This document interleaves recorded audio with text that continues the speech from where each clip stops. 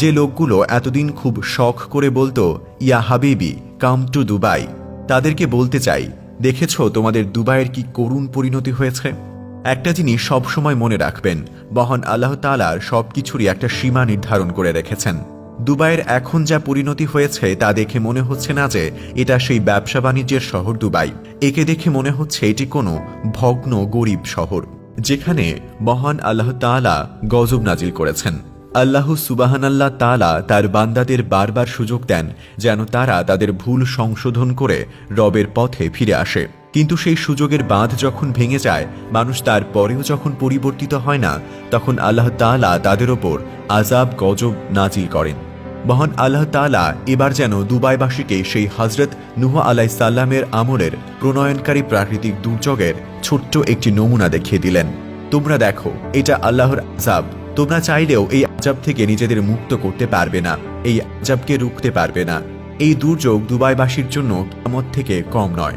এই দুর্যোগে নিজেদের জীবন বাঁচানোর জন্য দুবাইবাসী কত কিছুই না করছে। যখন তুফান আসলো তখন কারো কোনো খেয়াল ছিল না।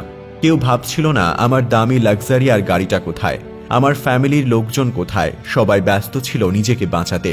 আপনি একটু ঠান্ডা মাথায় ভাবুন, এটা কি কিয়ামতের আলামত নয়? কিয়ামত যখন হবে, সবাই তখন ইয়া নাফসি বলতে থাকবে আর নিজের জন্য অস্থির হয়ে পড়বে। পৃথিবীতে আর কোনো দয়ামায়া কাজ করবে না। কারো মাথায় আসবে না আমার আত্মীয় স্বজন কোথায়, কিংবা আমার বন্ধু বান্ধব কোথায় কেমন করে আছে, কিংবা তার স্ত্রী কিংবা কারো স্বামী সন্তান কোথায়। কারো কোনো কথা তখন মাথায় আসবে না। নিউজের ভিডিওগুলোর মাধ্যমে আপনি দুবাইয়ের এই করুণ পরিণতি তো নিজ চোখেই দেখলেন। ঠিক এমন পরিণতির কথা এই মহান আল্লাহ তাআলা পবিত্র কুরআনের সূরা সাজদার আয়াত 31-এ ইরশাদ করেছেন, যা শুনলে আপনিও শিহরিত হবেন। মহান আল্লাহ তাআলা বলেছেন, তিনি বড় আযাবের আগে ছোট ছোট আযাবের অনেক নিদর্শন দেখাবেন। আল্লাহ তাআলা এমনটা করবেন যেন এগুলো দেখে তার বান্দাদের শিক্ষা হয় এবং তার বান্দারা যেন শিক্ষা নিয়ে রবের পথে ফিরে আসতে পারে। কয়েকদিন আগেই 90% মুসলিমদের এই দেশে মন্দির স্থাপন করা হয়েছে।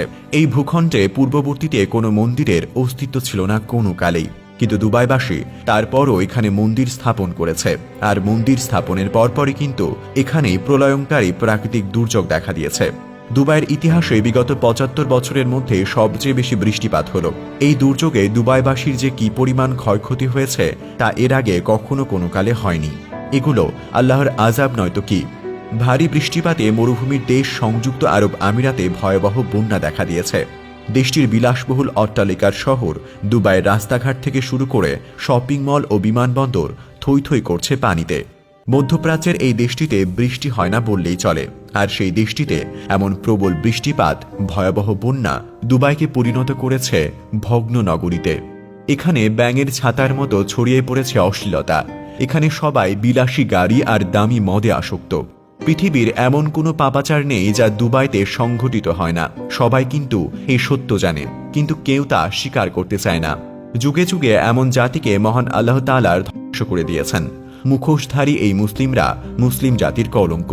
তারা ইসলামী লেবাস পরে আচরণ করছে অনইসলামিক। তাদের কাছে এখন আর হালাল হারামের বাঁচ বিচার নেই। তাদের কাছে এখন সব বৈধ। যুগে যুগে কিন্তু এমন জাতির ওপরে আল্লাহর আযাব এবং গজব নাজিল হয়েছিল। প্রিয় দর্শক, এই ছিল আমাদের আজকের আয়োজন। এতক্ষণ সঙ্গে থাকার জন্য আপনাকে অসংখ্য ধন্যবাদ।